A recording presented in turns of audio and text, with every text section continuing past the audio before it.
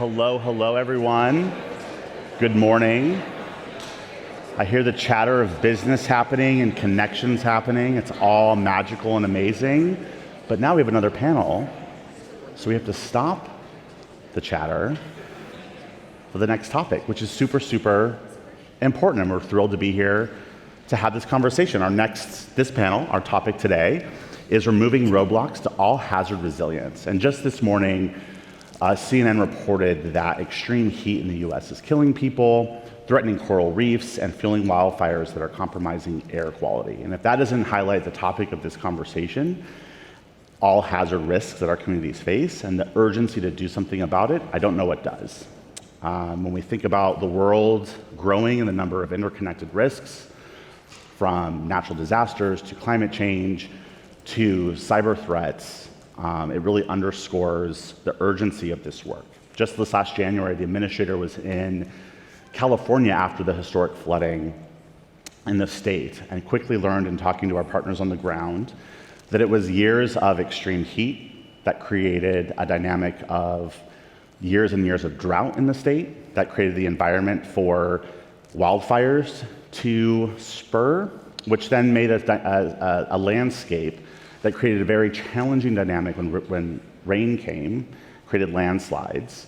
And we found that the timber that burned during those historic wildfires that went into the ocean, that the ocean current pushed out, came back in a roaring way and smashed into the coastline, hitting small businesses and homes during a flooding event. And so when you think about the compounding effects of risk, this situation in California really highlights those dynamics. And it's clear in this room, you all know, that the operating environment for emergency managers is becoming more complex and dynamic, and the urgency in this space continues to wreak havoc and bring urgency to our governments and organizations at every level. Today's conversation really highlights experts in this space from cross-sector areas and backgrounds on issues and topics to help us explore not only the gaps of ensuring all hazard resilience in our communities, but also where there's progress and what's next. This is a priority for the Biden-Harris administration, for FEMA, clearly our administrator who was here earlier this morning, and how we're investing resources, new strategies, and really thinking about how to reduce barriers to our programs to make this possible. What we know, the Chamber knows, that it can't just be FEMA doing this work. It's a whole of government, whole of community effort. And so thrilled to be here today with my colleagues to get started. I'm going to introduce each of them, and then I'm going to ask them a series of questions. We're going to have a quick discussion and cover as much ground as humanly possible on such a robust topic in 30 minutes. But I'm going to ask you, because I'm all about audience participation, I'm going to ask you to be thinking about the follow-up questions, the solutions, ideas, opportunities for connection, the opportunity to exchange business cards with all of these fine leaders on the stage as you hear their remarks, hear about their work, hear about their ideas, to make sure that we're using this space together today in the most effective way possible. So let's get started. First, I'd like to introduce Natalie Enclave. I said that correctly. Thank you. Dr. Natalie Enclave, who is Executive Director of the Build Strong Coalition. This coalition is driving the national policy discussion on how to increase investments in mitigation to draw down disaster costs and losses. Before joining the organization, Dr. Enclave has established a career in the field of emergency management, serving as the Director of Individual and Community Preparedness for FEMA, and served as a subject matter expert in Homeland Security, Cybersecurity, and Emergency Management for the U.S. Senate Homeland Security and Governmental Affairs Committee. She's an expert in this space, both at the Department of Homeland Security and Mississippi. We have to be proud of those accomplishments. It's a really big deal. There's really big people up here. Next, we have Heidi Halverson. Heidi Halverson leads programs and external partnerships for the Medtronic Foundation. In this role, she designs and manages global product donation, disaster response, STEM, community health, governance, efforts for diversity, inclusion, and equity, as well as arts programs. She's passionate about the power for change when working with the intersection of disciplines, sectors, and cultures. In addition to a master's degree in public affairs and several project management certificates, she has a degree in theater, and my most exciting note about Heidi is that she enjoys both highbrow art and lowbrow television. I had to add that in. That's true. Our next panelist is Dr. Beverly Stinson, who serves as the Executive Vice President for AECOM's Global Water Business Line. As a business leader, Dr. Stinson is committed to upholding the highest standards of delivery in engineering planning, design management, and across diverse range of markets. She's focused her career on developing cutting-edge technologies, identifying novel solutions for the world's most complex water challenges, including emerging issues like water reuse, energy neutrality, and forever chemicals that don't break down over time. Her projects have yielded her awards, the ability to speak around the world in giving presentations, and has solidified an expertise in advocacy specific to working with local and federal agencies to promote the importance of wastewater surveillance and protecting public health. And finally, but certainly not least, we have Mr. Kevin Sly. Mr. Sly is the director of the Bureau of Safety Environmental Enforcement, who promotes safety, protecting the environment, and conserving resources throughout the regulatory oversight and enforcement of energy operations in the U.S. Outer Continental Shelf. Mr. Sly has previously served as a regional administrator for FEMA's Region 5 and served in the Office of Marine Environmental Response Policy for the U.S. Coast Guard headquarters. In the aftermath of 2017 hurricane season, he served a 9-month detail at the White House as the Director of Response Policy within the National Security Council's Resilience Directorate, and he has concluded a 24-year active duty and reserve military career where he's gained incredible incident management experience, both on oil spills and safety, mostly notable the Deepwater Horizon oil spill. I'm going to use their first names moving forward because it's more casual, and there's a lot of doctors and misters and misses up here who are all amazing, but we're going to make it a little bit more conversational with first names. My first question's for you, Natalie. Yes. You know, when people think about climate resiliency sometimes and the challenges there, we often overlook the larger problem, I think, around risk awareness. And so we're going to start kind of more in the communications outreach space and help get from you a sense of, you know, what drives engagement of citizens and businesses to be better prepared for disasters. Yeah, absolutely. So tapping into my individual and community preparedness background here, I'm going to throw out some stats.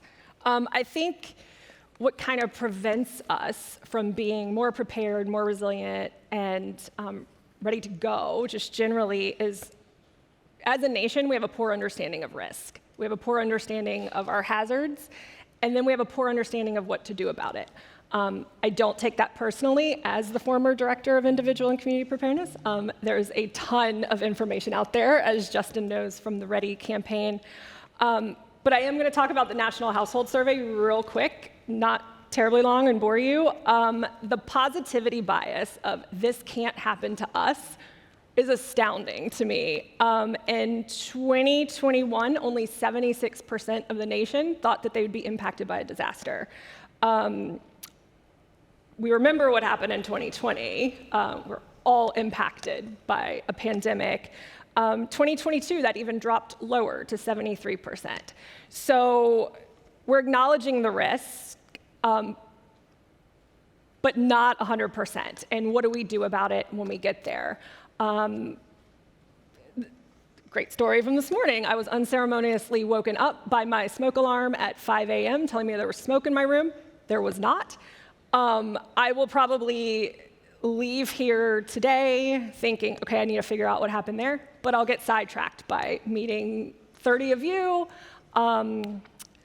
getting annoyed by somebody cutting me off in the parking lot, my child redirecting me to God only knows what, and I'll just completely forget to handle it until the next time it wakes me up at 2 a.m. So that's kind of where we are as a nation. We have this challenge around what do we do? The information's out there. There's so much information, and a lot of it comes from the government, but business actually has a better level of trust than the government, so yeah, I'll stop there. Really appreciate those comments, underscoring the value of this conference to have the business community come together to invite government in to have these conversations. I think underscoring the truth that in the smoke alarm example, which when you increase 1 million times at every level, becomes a huge crisis. Anyone else want to jump in on this topic before we transition to the next? I would just add that I think it's important for all of us in our communities and our families and our business environments to think about where we will be impacted by both the problem and the solution. So not to see ourselves or see the people that we serve as two different sets of people, that we are all the same community and we all need to work together to enable more resilience. Perfect. Well, we're going to keep it with you, Heidi. Love it. Later today, there's going to be an actual breakout session on this topic, but I wanted you to touch on it here in this conversation about advancing all-hazard resilience in our communities and looking at those barriers and thinking about the barrier of inequities that exist in our communities. These are communities that I often say are historically left out, shut out, and forgotten. And so when we think about these communities, this dynamic in our communities as a roadblock, talk to us a little bit about that. Yeah, I think, I'm from Minneapolis, and so the last couple of years has been particularly painful for my community, my home community. And as a business community, I think we've come together to really memorialize what we've learned and understand that diversity, equity, and inclusion is not just a moral imperative. There's a business imperative to that as well. And so when we think about some of the advancements we've made, creating more resilient communities, considering how disasters impact communities that have been underserved or extracted from. I think that we've come a long way, but we also have to balance this sense of urgency and this sense of patience. That we've had, 4 or 5 years of really trying to reckon with our history as a country. That's nothing when compared to hundreds of years of chattel slavery and the legacy of colonialism that persists today. But we can take that and bake that into programming so we can see, immediate or quick results. An example with Medtronic and the Medtronic Foundation, after Hurricane Maria, we invested heavily in Puerto Rico. I have over 4,000 colleagues based in Puerto Rico. And we stayed there for the long term, made immediate response investments, but also long-term investments in the healthcare and nonprofit infrastructures. When we launched our STEM equity portfolio, Puerto Rico became one of our communities of focus in our place-based strategy. Our benchmark for STEM education persistence in most underserved communities in America is about 20%. We shot for 30%. Coming out of COVID, it's about 16%, so we've seen some reductions. In Puerto Rico, because we've invested so heavily in wraparound services, understanding that that community is hit regularly by disasters, the legacy of colonialism, racism, all persists there. The STEM persistence rates with our partners are at 38%. Relative to 16% as the benchmark. And that's not because the Medtronic Foundation did anything remarkable. It's because we've funded our partners to enable them to serve their communities in the way they need to based on history of disasters, history of colonialism, et cetera. So I'd say we need to balance the urgency, balance the patience, and those of us who steward funding really be intentional about how we provide that support. No, I appreciate those comments. I'm actually going to jump over Kevin, but I'm going to come back to you, Kevin. I'm going to jump over Kevin over to Beverly. Yes. Beverly, if you can talk to us about other roadblocks. We just heard about the equity and inequalities that exist in our communities. What are the other roadblocks that are in our way? Yes, so am I on? Yes. Can you hear me? Yes. Yeah. So I think the biggest roadblocks that we see in infrastructure and responding to disasters and trying to prepare organizations and communities for disasters is the fact that they don't believe that they really need to address it. It goes back to this positivity bias. But and it's very difficult. There's so many hurdles. And I think the next step is that it's the complexity. Once they do decide to do something, the complexity of what to do. It's having the organizational capability, the structure, knowing what to do, what data to look at. And that's another complex issue as well. And of course, then, at what scale do they begin to create resilient facilities. And I think these are all the complexities that they face, not to mention then how do they fund it and how do they come together with community partners, and at what scale do they begin to build a group that will address this issue. And these are all the steps that small and medium-sized communities need to address, and what they really do need is technical assistance. And they need a buddy. They need, if there's a large organization, a company that can step in, that lives in that community. I think they do need that sort of coming together and sharing of knowledge and information, so that there's an ability to move forward.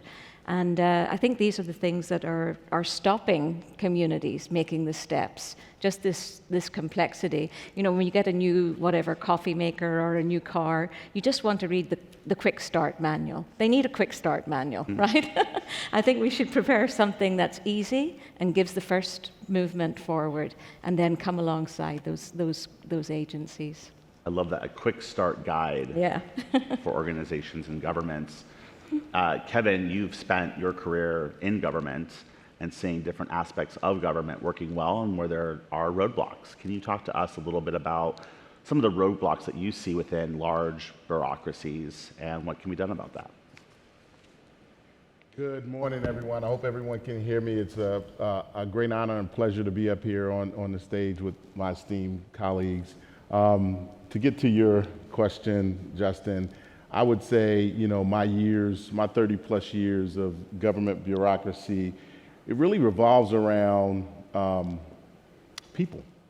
We talk about resiliency here today. It's the overarching theme. I've heard the words community, investment, resources, and I tend to think that we lose sight or the focus of what we're really trying to accomplish, and it's really helping people, whether it's constituents, whether it's folks that support us in our day-to-day jobs, coworkers. I think we sometimes lose focus on really what we're here for. It's about people. And I want to focus on that. The short time that I've been the director of Bessie, I've made it a priority to focus on my folks, because they're the folks that do the job every day. We can't regulate offshore oil and gas or energy resources on the outer continental shelf without the people that do the job every day to go out to do inspections, to make sure instances like Deepwater Horizon never happen again. So I hear resiliency, I hear community. I think we need to do a better job in refocusing on, from a roadblock perspective, on just really thinking about what it really ties back to, whether or not it's your constituents or the folks that support you on a day-to-day basis. It really wraps around people first. And how do we make sure that whether or not they work for us or we're supporting them, they can bounce back from a disaster. I love that. You know, people first is something that our administrator, FEMA, really focuses on. And I know hearing your comments, even just briefly this morning, underscoring people and whether you explicitly said it or not, it's there in a very big way. And so I just wanted to say thank you for putting people first. And Kevin, thank you for acknowledging that in the work that you're doing. You know, I think in order for us to really understand gaps and barriers, we need to understand also what's working well. I think in government, or when you're working on something like an existential crisis of risks that exists in the world that we're trying to mitigate, it can get dark really quickly and we can lose sight of what's working well. And I think in order for us to have that perspective, it's important to see where there's progress being made and examples of where best practices have taken shape. And so I'm wondering, for each panelist, you guys can decide who goes first. What are some of the solutions that you're seeing or examples of where there's progress that you think offer a good benchmark so that we really understand these barriers that you've mapped out? Who wants to jump on in? I guess I'll go.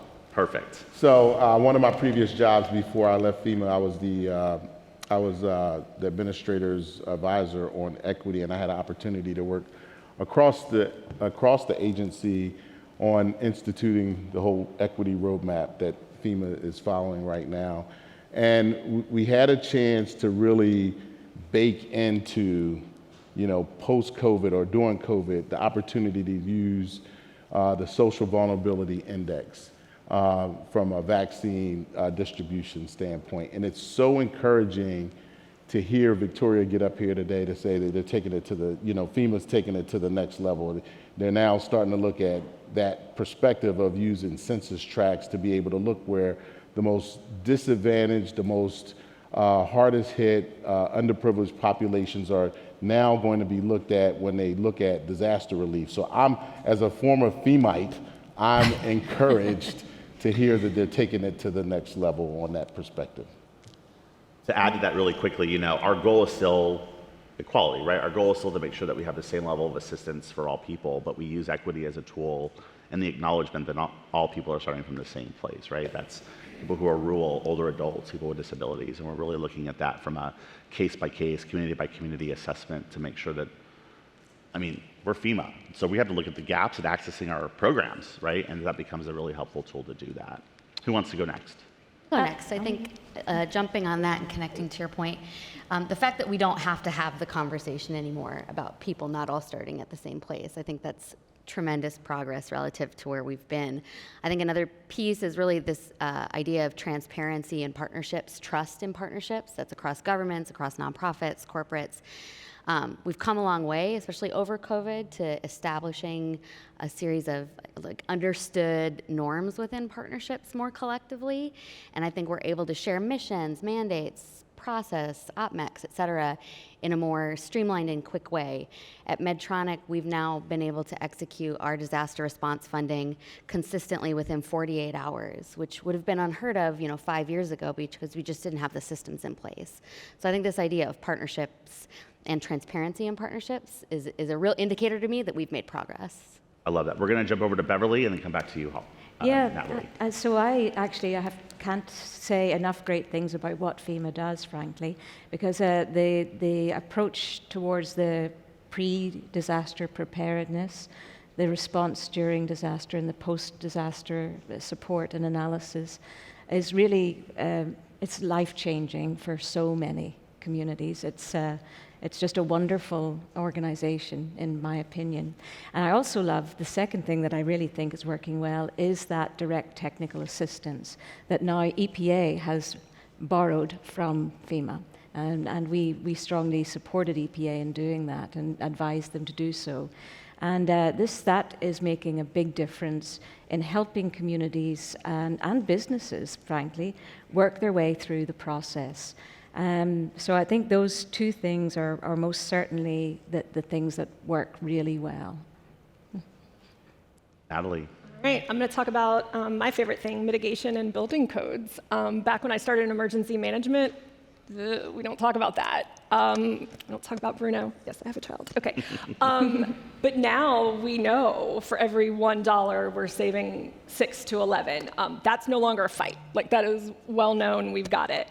So that's working really well. We're getting that message across. As far as technical assistance, we're finally acknowledging that some communities just don't have the capacity. You have half a public works director managing all of these big, huge grants.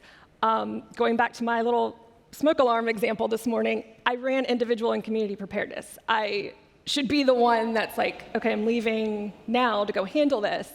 But there's other that's not the norm. There are communities that just can't do it. And so we're better at technical assistance, but there's always a but with me, sorry. What about the ones that we can't meet? What is that direct technical assistance gap? And that's a huge space for private sector, small businesses. Sorry, did I jump ahead on our call to action? No, keep going. You're okay. fantastic. Right. I'm living for this. This is great. All right. Well, that was it. Now I'm distracted. So. Well, I think I want to lift up what Natalie said. That technical assistance piece and building codes. I think this is why you're driving the national conversation with your organization, Yes. Build Strong Coalition, to really help make this. These mitigation strategies become part of the ethos, the top of mind topics, not something that we just think of the whole construct of before, during, and after disaster. So thank you for lifting that up in this space because urgently important. Yes. We have a little over 5 minutes left. I'm going to ask one final round of questions for each of you. We have an extraordinary group of influencers and game-changing decision makers in this room. When you think about the business community and the phenomenal untapped potential and partnership within the business community, what is it called? What is one call to action you want to leave in this space, or one thing that you want the business community to know today about this work in addressing the roadblocks to all hazard resilience in our communities? Beverly, we're going to start with you and then work our way back down. I think the one thing that we could do better, and maybe the call to action, is trying to simplify the complexity for all of those that, especially those without the means to hire an AECOM, reasonably priced as we are. But I think it's very difficult to wade your way through the funding and the setting up an organization. That complexity, we need the buddy system, whether it be a local business, whether it be FEMA.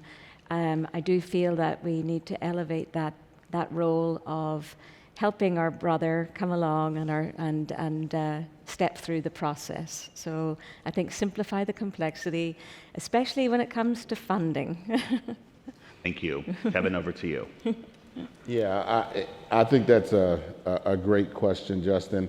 A few weeks ago, I had the opportunity to attend the Kennedy School's Global Crisis and Resilience Forum. Second time in about a year, I had the chance to go up to Boston to sit down and talk to some like-minded individuals, key leaders, not only just from a government standpoint, but academia and from a public perspective. And those folks up there are trying to really figure out resilience. Where do we need to go in the long term? Is the Stafford Act really, adequate enough? Some of the questions that came up, we talked about cyber. We talked about some pretty heady conversations around AI. How do we move forward? But the point that I want to make is it's all about collaboration. So my call to action is breaking down silos, continued collaboration on some of these heady issues moving forward. And we're doing it today here at the 12th year of this forum, all of you sitting in this room, and I would just encourage you to continue to try to break down silos, have conversations with folks that don't look like you, think like you, work with you to be able to figure out how do we move forward while almost in the same vein, keeping people first. Awesome. Heidi. I was also going to say break down silos. I'm so but sorry. No, I love it. This is a perfect segue. So I'll add to that something that Mark said yesterday in some of the pre-conversations, he used the phrase preset your relationships. Think about your relationships and your partnerships like infrastructure, like a resource, and get them preset for a disaster. And he articulated something that I had been trying to formulate and articulate some thoughts on, so I'm glad it happened before the panel. Preset your relationships and really take time today, tomorrow, as we all go, back to our homes, to make sure you're nurturing those relationships, not for networking's sake, but really so when there is a moment of crisis, you know who to call. You can activate the group text, so to speak. I have my colleagues, J&J is right in front. We are on each other's tails when a crisis hits. And I think the more that we can establish these relationships for benchmarking, for engagement, to constellate and network our resources, the better we're going to be equipped to respond to crises and really make sure our communities are set up for success. Natalie, take us home. All right. So I would say be trusted partners and get out information and help with technical assistance. Learn the grant programs. They're very complicated, but there's a role for you in the cost share space. There's a role for technical assistance. Again, the public trusts you more than they trust the government, but the government has the information. So I would just suggest that. Force multiply. Force multiply. Love that. Well, I want to say for all of my colleagues that work in government who are here, I think all your calls to action resonate with us as well. It's a good reminder of where we need to break down silos, where we need to reinforce partnerships, where we need to think about how to force multiply as our role to give information and know that we are not always trusted with all communities, and be real about that so that we can tackle and address these challenges in real thoughtful, effective ways. Let's give a round of applause to our panel. Thank you.